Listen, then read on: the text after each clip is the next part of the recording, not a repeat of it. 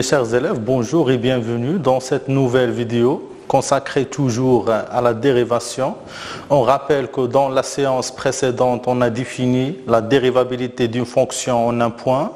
On a interprété graphiquement ce résultat et on a cité comme application l'approximation affine ou bien ce qu'on appelle la fonction affine tangente. C'est une fonction qui sert à donner des valeurs à approcher. C'est une fonction qui sert à approcher des nombres. Bien sûr, il y en a d'autres. Il y a d'autres applications. Par exemple, on va appliquer ce chapitre pour étudier les variations, bien le sens de variation, bien la monotonie d'une fonction sur un intervalle.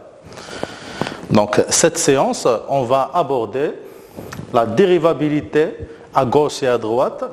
On va interpréter bien sûr graphiquement ce résultat et nous terminons par quelques exercices d'application. Alors, commençons par la dérivabilité à gauche et à droite. Définition. On considère la fonction f définie sur un intervalle de la forme x0 plus alpha tel que alpha est un réel strictement positif. C'est-à-dire, on va considérer une fonction définie à droite de x0.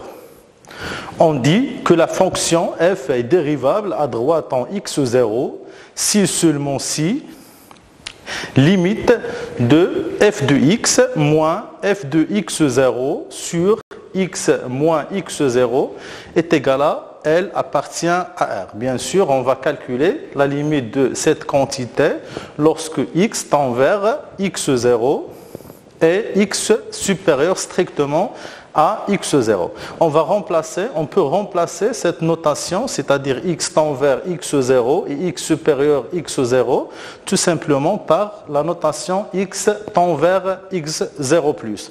Donc, on dit que la fonction f est dérivable à droite en x0, si seulement si il existe un réel L appartient à R, tel que la limite en x0+ de cette quantité est égale à L. Donc ce nombre L, dans ce cas, est appelé le nombre dérivé de f à droite en x0. Et on le note par f'd en x0. Donc, de la même façon, on va définir la dérivabilité de f à gauche en x0. Donc, pour cela, considérons une fonction définie, cette fois à gauche de x0, c'est-à-dire une fonction définie sur un intervalle de la forme x0 moins alpha, x0, tel que alpha toujours est un réel strictement positif. On dit que la fonction f est dérivable à gauche en x0 si seulement si la limite quand x tend vers x0 et x inférieur à x0, c'est-à-dire x est assez proche de x0 et x se trouve à gauche de x0, ou bien on va noter tout simplement x tend vers x0 moins. C'est bon, de f de x moins f de x0 sur x moins x0 est égal à L appartient à R. Autrement dit, si la limite à gauche de x0 de cette quantité existe. Bien sûr, dans ce cas, le nombre L est appelé le nombre dérivé de f à gauche en x0. Et on va le noter par f'gx0. Maintenant, on va interpréter graphiquement ces résultats. Donc, soit f, une fonction dérivable à droite en un point x0, alors CF, donc CF désigne la représentation graphique de f dans un repère OIG. Admet une demi-tangente qu'on note par TD, T indice D, à droite au point A de coordonnées x0, f de x0, et cette demi-tangente d'équation y égale à f'd x0 avec f'd x0, c'est le nombre dérivé de f à droite en x0. Facteur de x moins x0 plus f de x0. C'est bon? Tel que avec x supérieur ou égal à x0. Donc on a utilisé cette notation pour dire qu'il s'agit bien d'une demi-droite et pas une droite. Donc si f est une fonction dérivable à droite en un point x0, alors sa courbe représentative admet une demi-tangente à droite au point d'abscisse x0 et cette tangente est d'équation y égale à f' de x0 facteur de x moins x0 plus f de x0 avec x supérieur ou égal à x0. Si vous remarquez bien, toujours, le nombre dérivé de f en x à droite en x0 représente ou bien correspond au coefficient directeur, c'est-à-dire correspond à la pente de cette droite, ou bien cette demi-droite, puisqu'il s'agit d'une demi-droite et pas d'une droite. De même, on va interpréter la dérivabilité à gauche en x0. Alors, si f est une fonction dérivable à gauche en un point x0, alors de même, si f admet une demi-tangente qu'on note par tg à gauche au point A d'abscisse x0, et cette demi-tangente est déterminée et définie par cette relation y égale à f' xg x0 facteur de x moins x0 plus f de x0 avec x inférieur ou égal à x0. Définition. Donc, dans le cas où f est une fonction dérivable à gauche et à droite en x0 et le nombre dérivé de f à gauche en x0 est différent de le nombre dérivé de f à droite en x0, alors dans ce cas, le point A d'abscisse x0 est appelé un point anguleux. Donc, pour mieux comprendre, on va traiter un exemple. Alors, considérons la fonction f définie par f de x égale à x au carré si x inférieur ou égal à 1 et f de x égale à 1 sur x si x supérieur strictement à 1. Donc, on parle d'une seule fonction ici, une fonction à deux expressions, à deux parties. C'est une fonction définie par morceau. C'est une fonction qui contient deux expressions, une expression valable pour les réels qui sont inférieurs ou égaux à 1 et une autre valable pour les réels qui sont supérieurs strictement à 1. Par exemple, si je vous demande de calculer l'image de 3, bien sûr, on va utiliser la deuxième expression puisque 3 supérieur strictement à 1.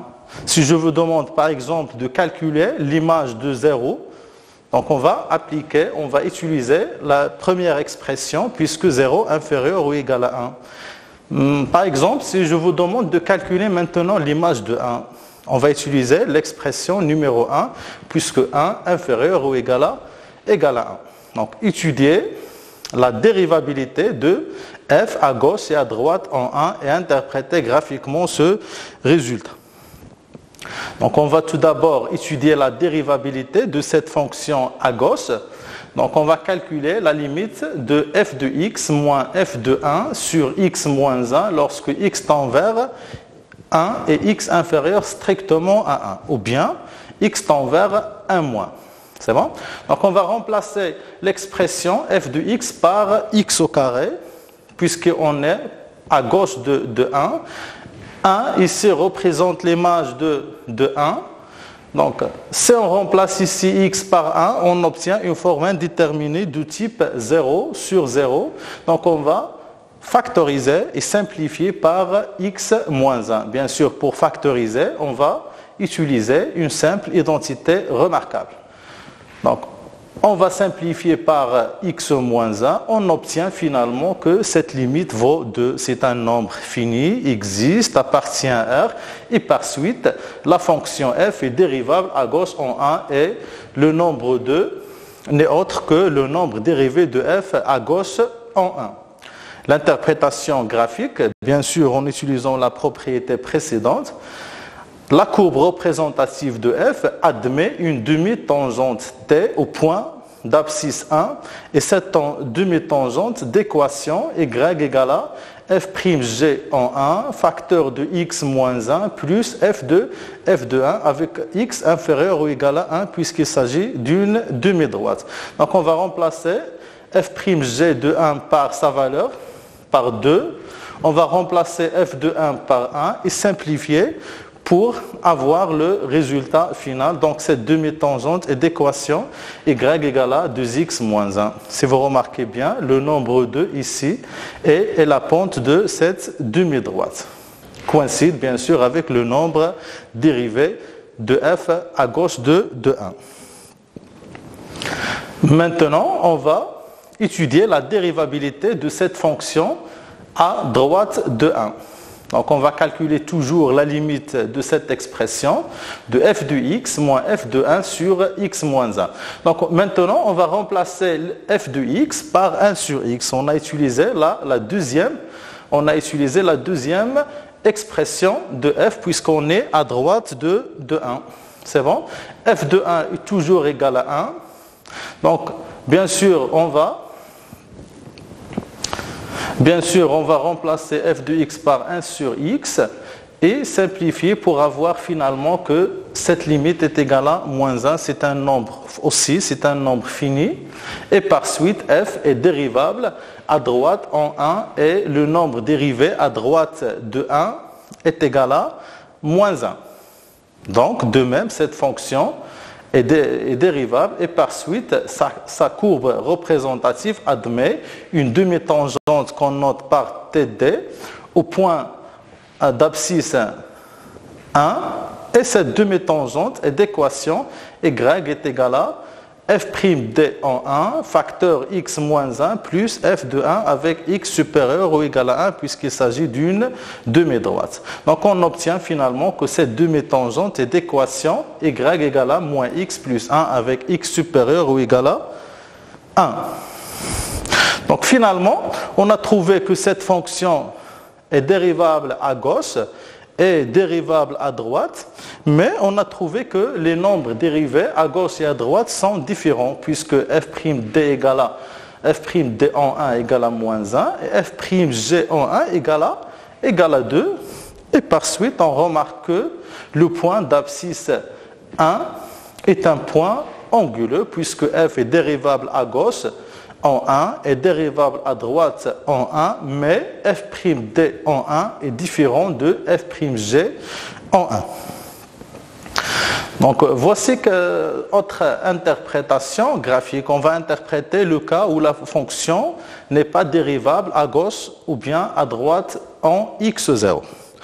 Alors le premier cas, si la limite en x0 plus de cette quantité égale à moins l'infini, bien sûr cette fonction n'est pas dérivable à droite de x0, mais dans ce cas on dit que la courbe CF admet une demi-tangente verticale à droite en x0 et cette demi-tangente verticale est dirigée vers le bas.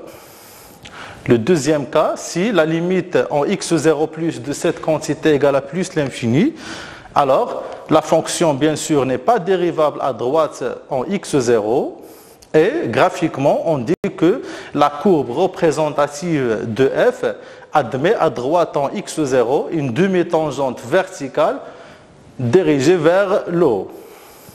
Le troisième cas, si la limite de cette quantité en x0 moins est égale à plus l'infini, bien sûr, la fonction n'est pas dérivable à gauche de x0, c'est bon? Et par suite, sa courbe représentative, CF, admet à gauche en x0 une demi-tangente verticale dirigée vers le bas. Le dernier cas, lorsque la limite de cette quantité en x0 moins est égale à moins l'infini, on a aussi la courbe CF admet toujours une demi-tangente verticale dirigée vers le bas, bien sûr. Et pour concrétiser, pour mieux comprendre, on va faire quelques exemples ultérieurement. Maintenant, on va établir un lien entre la dérivabilité en un point et la dérivabilité à gauche et à droite. Propriété. Alors, on a l'équivalence entre f est dérivable en x0 et f est dérivable à droite en x0 et f est dérivable à gauche en x0 et f'd en x0 est égal à f'g en x0. Donc on a l'équivalence, ces deux propositions sont équivalentes, c'est-à-dire si f est une fonction dérivable en x0, alors f est dérivable à gauche en x0 et dérivable à gauche en x0 et les nombres dérivés sont égaux. Réciproquement, si f est dérivable à droite en x0 et f dérivable à gauche en x0 et f'd en x0 égale à f'g en x0, alors on peut dire que la fonction f est dérivable en x0. Bien sûr, dans le pratique, dans les exercices, on va utiliser le sens réciproque. C'est bon? Puisqu'il y a des situations où on ne peut pas directement étudier la dérivabilité de f en x0. C'est-à-dire on est obligé de passer par la droite et la gauche pour conclure. Et dans ce cas, le nombre dérivé à gauche de f à gauche en x0 est égal à le nombre dérivé de f à droite en x0 est égal à tout simplement le nombre dérivé de f en x0. Exercice. Alors pour mieux comprendre, on va faire cet exercice. Étudier la dérivabilité de f en x0 et bien sûr interpréter graphiquement les résultats obtenus dans chacun des cas suivants. Alors, commençons par le premier cas. Il s'agit d'une fonction définie par morceau, puisque cette fonction possède deux expressions, une expression valable pour les x qui sont supérieurs ou égaux à 1 et une autre valable pour les x qui sont inférieurs strictement à 1. Donc commençons par la droite, on va calculer la limite de f de x moins f de 1 sur x moins 1 quand x tend vers 1 et x supérieur à 1, ou bien tout simplement quand x tend vers 1 plus. Alors on va remplacer le f de x par x au carré plus x, c'est-à-dire par la première expression, puisqu'on est à droite de 1. C'est bon? L'image de 1, bien sûr, est égale à 2. On va utiliser la première expression pour calculer l'image de 1, puisqu'il s'agit d'une inégalité large. C'est bon? Bien sûr, si on remplace ici x par 1, on obtient une forme indéterminée. Et pour enlever l'indétermination, on va, comme vous avez vu dans le cours précédent, on va factoriser et simplifier par x moins x0. Ici, x0 est égal à 1, c'est-à-dire on va factoriser et simplifier par x moins 1. Bien sûr, on va effectuer la division euclidienne ou bien en utilisant une autre méthode, bien sûr. Donc, on va simplifier par x moins 1. On obtient finalement que cette limite est égale à 3. Et par suite, la fonction f est dérivable en 1 et que le nombre dérivé de f à droite en 1 est égal à 3. 3, c'est la valeur de cette limite qu'on vient de calculer. Donc, l'interprétation graphique.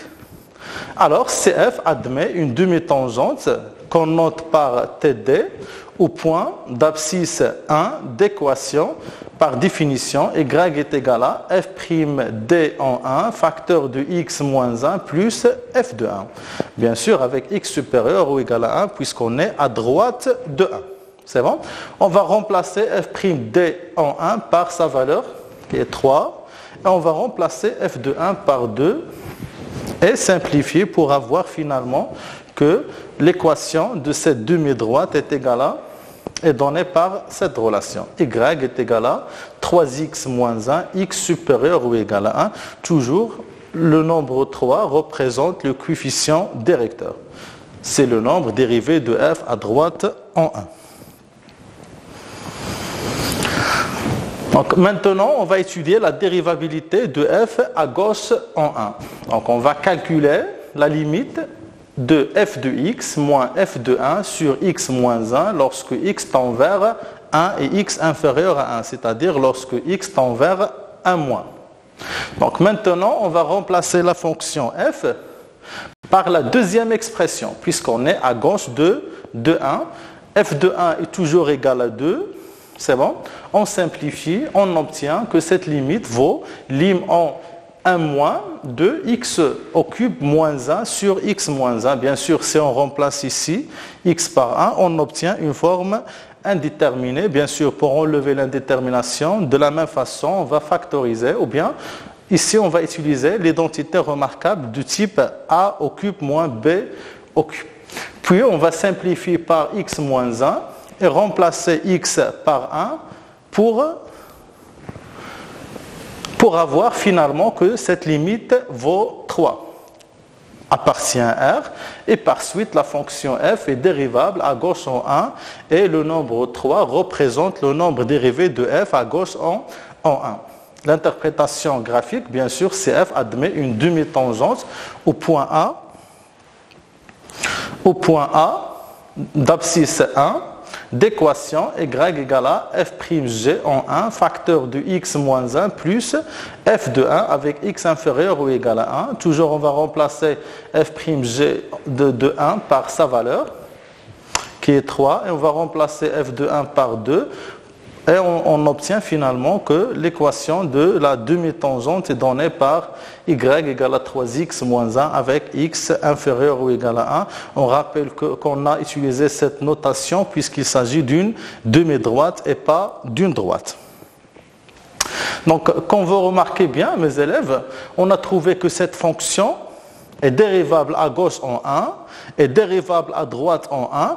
Mais cette fois, on a f'g en 1 est égal à f'd en 1. Donc, en appliquant le lien précédent, en appliquant la propriété précédente, on peut dire que la fonction f est dérivable en 1, puisqu'elle est dérivable à droite en 1, dérivable à gauche en 1, et le nombre dérivé de f à droite en 1 est égal à le nombre dérivé de f à gauche en 1. C'est bon? Bien sûr, on peut interpréter graphiquement ce résultat en disant que la courbe représentative de f admet maintenant une tangente au point d'abscisse 1 et cette tangente est d'équation y égale à 3x moins 1. Maintenant, on va traiter le deuxième exemple. f de x égale à la valeur absolue de x. Bien sûr, on rappelle que la valeur absolue de x est égale à x ou bien moins x. X, si x supérieur ou égal à 0, moins x, c'est x inférieur ou égal à 0. C'est-à-dire les fonctions qui contiennent le symbole, la valeur absolue, bien sûr, sont des fonctions définies par morceaux. Donc, on est obligé de passer par le lien précédemment défini. En commençant par la droite, on va calculer la limite de f de x moins f de 0 sur x moins 0 lorsque x tend vers 0 plus. Bien sûr, on va remplacer f de x par sa valeur, c'est la valeur absolue de x. Bien sûr, on est à droite de 0, donc on va utiliser la première expression, c'est-à-dire la valeur absolue de x égale à x, puisqu'on est à droite de 0, c'est-à-dire x est positif. Et par suite, cette limite vaut 1. C'est un nombre fini, appartient à R, donc cette limite existe. Donc d'après la définition de la dérivabilité, on a f est dérivable à droite en 0 et ce nombre 1 n'est autre que le nombre dérivé de f à droite en 0. Donc l'interprétation graphique, donc CF admet bien sûr une demi-tangente à droite au point d'abscisse 0 et cette tangente d'équation y égale à x. Deuxième exemple, ou bien c'est le même exemple, pardon. Donc on va étudier maintenant la dérivabilité à gauche en 0. Donc maintenant on va remplacer f de x par moins x puisqu'on est à gauche de 0. Donc on va simplifier par x et finalement cette limite vaut moins 1 appartient à R. Donc il s'agit bien d'une fonction dérivable à gauche en 0. Et le nombre moins 1 représente le nombre dérivé de f à gauche en 0. Et par suite, de même, la courbe représentative admet une demi-tangente définie par cette relation. Donc, si vous remarquez bien, cette fonction est dérivable à gauche et à droite, mais les nombres dérivés à gauche et à droite sont différents. Donc, il s'agit bien d'une fonction qui n'est pas dérivable en 0, bien sûr en appliquant le contraposé du théorème précédent, et le point d'abscisse 0 représente un point anguleux de CF. Le dernier exemple, on va considérer la fonction définie par cette relation. C'est une fonction définie par morceau. Donc on va commencer par la droite. Donc calculons cette limite à droite en 0. Donc on va remplacer f de x par la première expression puisqu'on est à droite de 0, c'est-à-dire par racine de x. Ici, f de 0, c'est 0, sur x moins 0. On va simplifier par racine de x et on obtient finalement que cette limite est égale à plus l'infini, n'appartient pas à R, donc f n'est pas dérivable à droite en 0. Donc, comme interprétation graphique, CF admet à droite au point O une demi-tangente verticale dirigée vers l'eau. Et par suite, f n'est pas dérivable à droite en 0, donc f n'est pas dérivable en 0. On va utiliser le contraposé de la propriété précédente. Donc, pour finir, je vous laisse avec quelques exercices à faire chez vous. Donc, vous pouvez noter cet exercice. C'est un exercice similaire. Et vous pouvez aussi traiter cet exercice. Donc, merci pour votre attention. Et on se verra dans la vidéo prochaine pour terminer ce cours. À bientôt.